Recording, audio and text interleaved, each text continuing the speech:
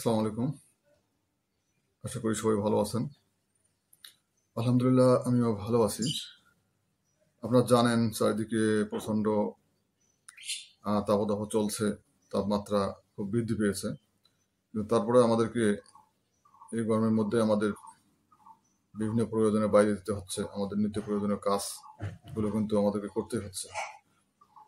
তো এই গরমে আমাদেরকে সুস্থ থাকতে হলে আমাদেরকে কিছু নিয়ম মেনে চলতে হবে।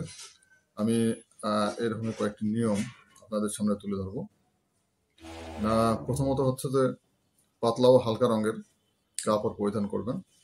আপনারা যখন বাইরে যাবেন অবশ্যই পাতলা এবং হালকা রঙের পোশাক পরিধান করবেন। বাইরে থাকার সময় সরাসরি রোদ এড়িয়ে চলার চেষ্টা করবেন।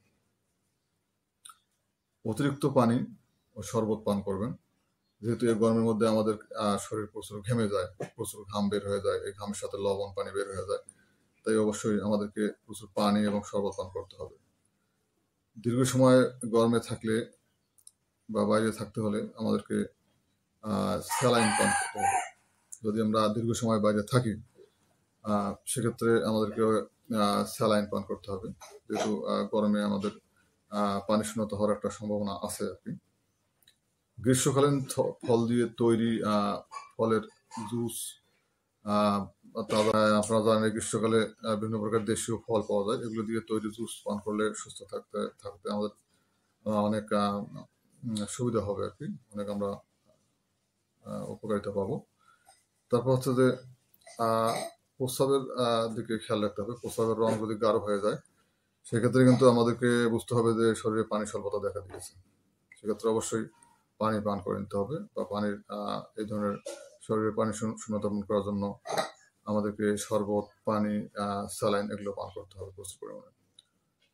বাইরে গেলে ছাতা, এই গরমের মধ্যে বাইরে প্রচণ্ড রোদ, সেক্ষেত্রে বাইরে গেলে অবশ্যই ছাতা, টুপি, এই ধরনের